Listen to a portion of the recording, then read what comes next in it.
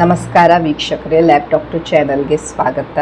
If you new to the ಚಾನಲನ್ನು please like ಮಾಡಿ, share ಮಾಡಿ ಮತ್ತು ಸಬ್ಸ್ಕ್ರೈಬ್ ಮಾಡಿ. ಬಿಕಾಸ್ ಈ ಚಾನಲ್ ಮುಖಾಂತರ ನಾವು ನಿಮಗೆ ಹೆಲ್ತ್ ರಿಲೇಟೆಡ್ ಇನ್ಫಾರ್ಮೇಷನ್, ಕರೆಕ್ಟ್ ಆದಂತಹ ಮೆಡಿಕಲ್ ಇನ್ಫಾರ್ಮೇಷನನ್ನು ಕೊಡ್ತಾ ಇರ್ತೀನಿ. ಇವತ್ತಿನ ವಿಡಿಯೋದಲ್ಲಿ ನಾನು ಒಂದು ಕ್ವೆಶನ್, ನಾನು ಇದರ ಬಗ್ಗೆ ವೀಡಿಯೋಸನ್ನು ಸಹ ಮಾಡಿದ್ದೇನೆ, but still I keep getting this question that ನಮ್ಮ ಹುಡುಗಿ ಪ್ರೆಗ್ನೆಂಟ್ ಇದ್ದಾಳೆ ಆ್ಯಂಡ್ ನಾವು ಅವಳಿಗೆ ಪಪ್ಪಾಯ ತಿನ್ನಿಸ್ತಾ ಇದ್ದೇವೆ, ಜೀರಿಗೆ ತಿಂತಾ ಇದ್ದಾಳೆ, ಬಟ್ ಅವಳಿಗೆ ಪೀರಿಯಡ್ ಆಗ್ತಾ ಇಲ್ಲ. ಯಾರೋ ಹೇಳಿದರು ಇದರಿಂದ ಪೀರಿಯಡ್ ಆಗತ್ತೆ, ಬಟ್ ಪೀರಿಯಡ್ ಆಗ್ತಾ ಇಲ್ಲ ಅಂತ. ಸೊ ಈ ಹೋಮ್ ರೆಮಿಡೀಸ್ ಬಗ್ಗೆ ನಾವು ಏನು ಡಿಸ್ಕಸ್ ಮಾಡ್ತೇವೆ ಅಥವಾ ಎಷ್ಟು ನಮಗೆ ಅದು ಕ್ರೇಜ್ ಇರುತ್ತೆ ಹೋಮ್ ರೆಮಿಡೀಸ್, ಆ್ಯಕ್ಚುಲಿ ಇದು ಕೆಲಸ ಮಾಡತ್ತಾ ಆ್ಯಂಡ್ ಕೆಲಸ ಮಾಡಿದ್ರೂ ಅದು ಎಷ್ಟೆಷ್ಟು ಅದನ್ನು ತೊಗೊಳ್ಬೇಕು ಕೆಲಸ ಮಾಡೋಕ್ಕೆ, ಅಥವಾ ಅದರಿಂದ ಏನು ಸೈಡ್ ಎಫೆಕ್ಟ್ಸ್ ಆಗ್ಬೋದು, ಇದ್ರ ಬಗ್ಗೆ ನಾವು ತಿಳ್ಕೊಳ್ಳೋದು. ಒಂದು ಅನಗತ್ಯ ಗರ್ಭಧಾರಣೆ ಆದಾಗ ಆ ಹುಡುಗಿಗಾಗಲಿ ಅಥವಾ ಆ ಪಾರ್ಟ್ನರಿಗಾಗಲಿ ಒಂದೇ ಸ್ಟ್ರೆಸ್ ಇರುತ್ತೆ. ಅದೇನಾದರೂ ಪ್ರೆಗ್ನೆನ್ಸಿ ಆಗಿಬಿಡ್ತು ಅಂದರೆ ಹೇಗೆ ನಾವು ಅದನ್ನು ಟ್ಯಾಕಲ್ ಮಾಡೋದು ಅಂತ.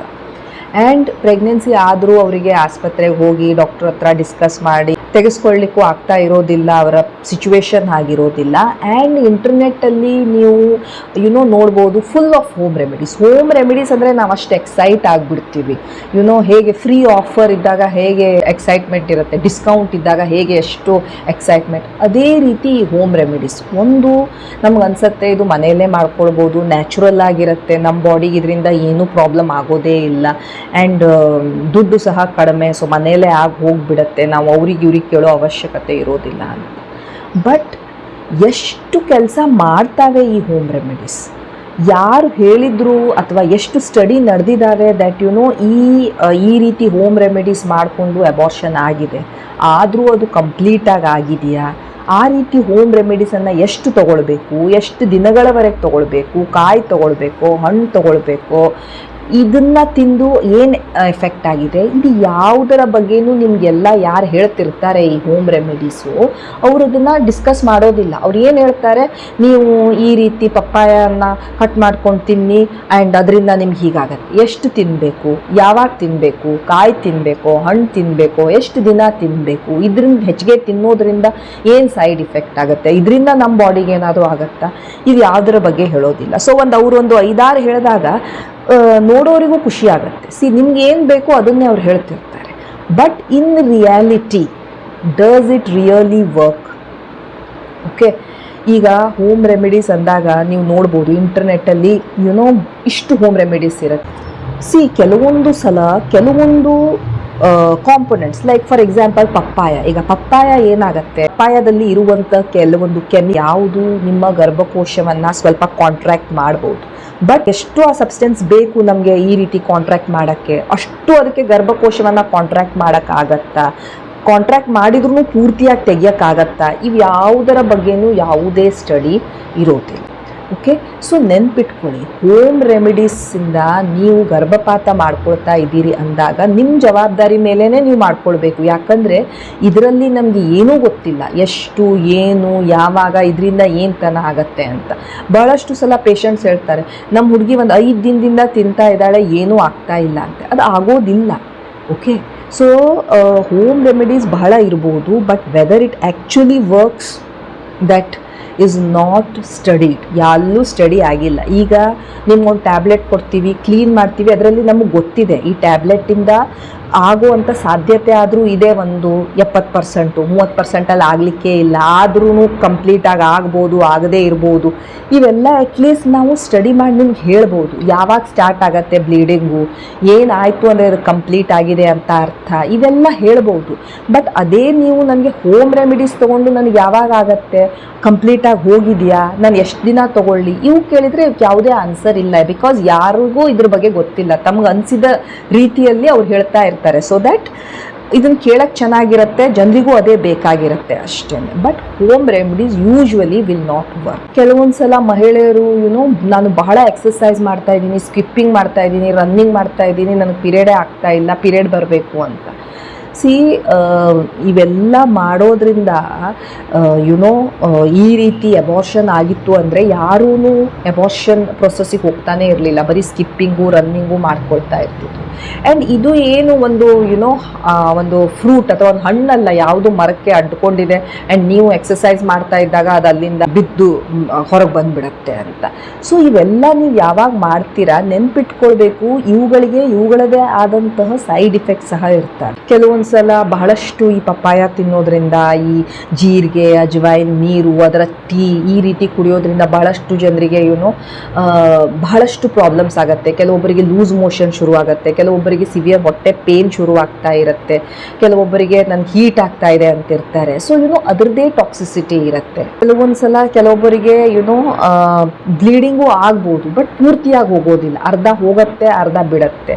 ಅವ್ರೇನು ತಿಳ್ಕೊಳ್ತಾರೆ, ಹೌದು ನನಗೆ ಬ್ಲೀಡಿಂಗ್ ಆಯಿತು, ನಾನು ಪಪ್ಪಾಯ ತಿಂದಿದ್ದೆ ಬ್ಲೀಡಿಂಗ್ ಆಯಿತು, ನನಗೆ ಪೀರಿಯಡೇ ಆಗೋಯ್ತು ಅಂತ.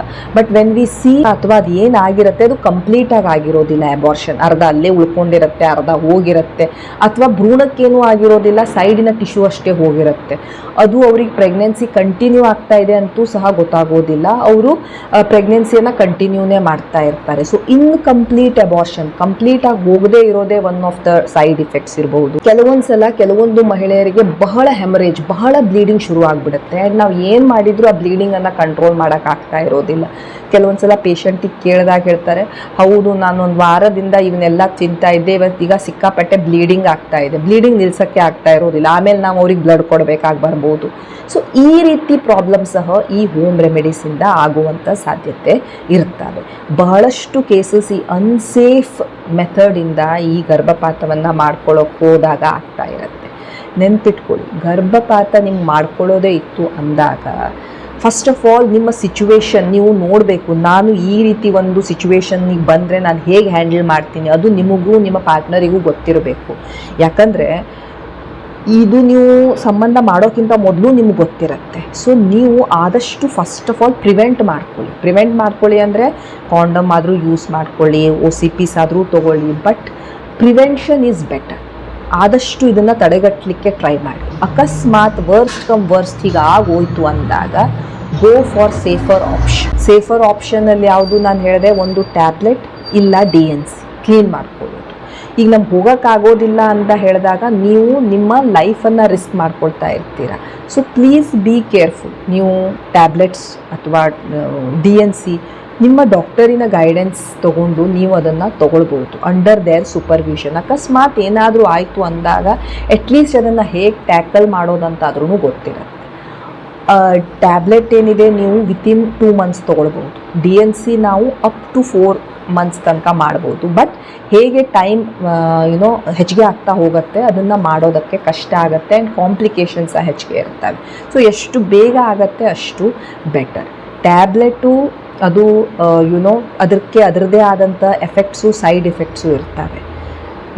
ಅದು ನಿಮಗೆ ಈ ಅಬಾರ್ಷನನ್ನು ಮಾಡ್ಬೋದು, ಬಟ್ ನೀವು ಅಂಡರ್ ಸೂಪರ್ವಿಷನ್ ತೆಗೆದುಕೊಳ್ಳಲಿಲ್ಲ, ಅದನ್ನು ಚೆಕ್ ಮಾಡ್ಕೊಳ್ಳಿಲ್ಲ ಕಂಪ್ಲೀಟ್ ಆಗಿದೆಯೋ ಇಲ್ವೋ ಅಂದಾಗಲೆಲ್ಲ ಅದಕ್ಕೆ ಅದರದ್ದೇ ಆದಂಥ ಪ್ರಾಬ್ಲಮ್ ಸಹ ಇರ್ತವೆ. ಸೊ ಟ್ಯಾಬ್ಲೆಟ್ಸು ನೀವು ವಿತಿನ್ 2 ಮಂತ್ಸ್ ತೊಗೊಂಡ್ರಿ, ಅಂಡರ್ ಡಾಕ್ಟರ್ ಸೂಪರ್ವಿಷನಲ್ಲಿ ತೊಗೊಂಡು ಕರೆಕ್ಟ್ ರೀತಿಯಲ್ಲಿ ತೊಗೊಂಡಾದಮೇಲೆ ಫಾಲೋ ಅಪ್ ಮಾಡ್ಕೊಂಡ್ರಿ, ಇವೆಲ್ಲ ಮಾಡ್ಕೊಳ್ಳೋದ್ರಿಂದ ಅದು ನಿಮಗೆ ನೀಟಾಗಿ ಹೋಗ್ಬೋದು, ಪ್ರಾಬ್ಲಮ್ ಆಗದೇ ಇರಬಹುದು. DNC for that matter is a very safe method. ಅದರಂತೂ ಬಹಳ ಸೇಫ್ ಇರುತ್ತೆ. ಡಾಕ್ಟ್ರೇ ಮಾಡ್ತಿರ್ತಾರೆ. ಸೊ ಕ್ಲೀನಾಗಿ ಅದನ್ನು ಒಂದೇ ಸಲ ತೆಗೆದು ಬಿಡ್ತಾರೆ. ಬಹಳ ಬ್ಲೀಡಿಂಗ್ ಆಯಿತು, ಅರ್ಧ ಹೋಯಿತು, ಅರ್ಧ ಉಳಿತು, ಆ ರೀತಿದು ಯಾವುದೂ ಪ್ರಾಬ್ಲಮ್ಮೂ ಇರೋದಿಲ್ಲ. ಕೊಯ್ಯೋದು ಹೊಲಿಯೋದು ಆ ರೀತಿಯೂ ಇರೋದಿಲ್ಲ. ಬಟ್ ಏನು ಇವನ್ನೆಲ್ಲ ನೀವು ನಿಮ್ಮ ಡಾಕ್ಟರನ್ನು ಭೇಟಿ ಹಾಕ್ಕೊಂಡು ತೊಗೊಳ್ಬೇಕು. ಮನೆಯಲ್ಲೇ ಇವುಗಳನ್ನು ನೀವು ಎಕ್ಸ್ಪಿರಿಮೆಂಟ್ ಮಾಡೋಕ್ಕಾಗೋದಿಲ್ಲ. ಈವನ್ ಟ್ಯಾಬ್ಲೆಟ್ಸ್ ಏನಿರ್ತವೆ ನಿಮ್ಮ ಡಾಕ್ಟರ್ ಜೊತೆ ಡಿಸ್ಕಸ್ ಮಾಡಿಕೊಂಡು ನೀವು ಮನೆಯಲ್ಲೇ ತೊಗೊಂಡು ಇನ್ ಕೇಸ್ ಏನಾದರೂ ಆಯಿತು ಅಂದರೆ ನೀವು ನಿಮ್ಮ ಡಾಕ್ಟರನ್ನು ಕನ್ಸಲ್ಟ್ ಮಾಡ್ಕೊಳ್ಬೋದು. ರ್ಯಾದರ್ ದ್ಯಾನ್ ಈ ರೀತಿ ಹೋಮ್ ರೆಮಿಡೀಸೇ ಅಂತ ಹೇಳ್ಕೊಂಡು ಅದನ್ನು ತಿನ್ನೋದು, ಅದರಿಂದ ನಿಮ್ಮ ಪ್ರಾಬ್ಲಮ್ಸ್ ಆಗೋದು, ಅಥವಾ ನಿಮಗೆ ಅಬಾರ್ಷನ್ ಆಗಿದೆ ಅಂತಲೇ ಕೆಲವೊಬ್ಬರಿಗೆ ಗೊತ್ತಾಗ್ತಾ ಇರೋದಿಲ್ಲ. ಅವರು ತಿಳ್ಕೊಂಡು ಬಿಡ್ತಾರೆ ತಮಗೆ ಅಬಾರ್ಷನ್ ಆಗಿದೆ ಅಂತ, ಬಟ್ ಅದು ಆಗಿರೋದಿಲ್ಲ. ಈ ರೀತಿ ಪ್ರಾಬ್ಲಮ್ಸನ್ನೆಲ್ಲ ನೀವು ಅವಾಯ್ಡ್ ಮಾಡ್ಬೋದು.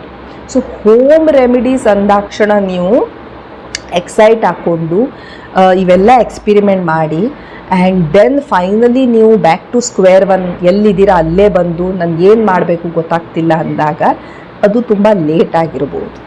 ಓಕೆ, ಸೊ ನಿಮಗೆ ಪೀರಿಯಡ್ ಮಿಸ್ ಆಯಿತು, ಪ್ರೆಗ್ನೆನ್ಸಿ ಟೆಸ್ಟನ್ನು ಮಾಡ್ಕೊಳ್ಳಿ. ಪ್ರೆಗ್ನೆನ್ಸಿ ಟೆಸ್ಟ್ ಅಕಸ್ಮಾತ್ ಪಾಸಿಟಿವ್ ಬಂತು, meet your doctor, discuss either tablet or DNC and accordingly take it. ಅದಕ್ಕಿಂತ ಬೆಸ್ಟ್ ಆಪ್ಷನ್ ಪ್ರಿವೆನ್ಷನ್. ನಿಮಗೆ ನಿಮ್ಮ ಪರಿಸ್ಥಿತಿ ಚೆನ್ನಾಗಿ ಗೊತ್ತಿರುತ್ತೆ, ಸೊ ಆದಷ್ಟು ಅದನ್ನು ಪ್ರಿವೆಂಟ್ ಮಾಡಲಿಕ್ಕೆ ಟ್ರೈ ಮಾಡಿ. ಫ್ಯಾಮಿಲಿ ಪ್ಲ್ಯಾನಿಂಗ್ ಮೆಥಡ್ಸ್ ಇರ್ತವೆ, condoms, emergency contraceptives, oral contraceptive pills, ಇವುಗಳನ್ನು ಯೂಸ್ ಮಾಡಿ. ಬಟ್ ಜಸ್ಟ್ ಬಿಕಾಸ್ ಒಂದು ಹೋಮ್ ರೆಮಿಡಿ ಇದೆ ಅಂದಾಕ್ಷಣ don't keep on trying and don't stress your body. Okay, so ಇದು ಈ video was just to tell. ನಾನು papaya ತಿಂದೆ, ಪೈನಾಪಲ್ ತಿಂದೆ, ಜೀರಿಗೆ ತಿಂದೆ, ಅಜವಾಯಿನ್ ತಿಂದೆ, ನನಗೆ ಬ್ಲೀಡಿಂಗ್ ಆಗ್ತಾ ಇಲ್ಲ ಅನ್ನೋದಕ್ಕೆ ಆನ್ಸರ್. ಯಾರಿಗೂ ಗೊತ್ತಿಲ್ಲ ಇದು ಎಷ್ಟು ತಿನ್ನಬೇಕು, ನಿಜವಾಗ್ಲೂ ತಿಂದರೆ ಇದು ಕೆಲಸ ಆಗತ್ತಾ, ಎಷ್ಟು ತಿಂದರೆ ಕೆಲಸ ಆಗುತ್ತೆ, ಇಷ್ಟೆಲ್ಲ ತಿಂದಾಗ ನಿಮ್ಗೇನು ಸೈಡ್ ಎಫೆಕ್ಟ್ಸ್ ಆಗ್ಬೋದು ಯಾರಿಗೂ ಗೊತ್ತಿಲ್ಲ. Okay, so that was all about home remedies and abortion. Thank you so much for watching the video. Please like, share and subscribe the channel. Thank you.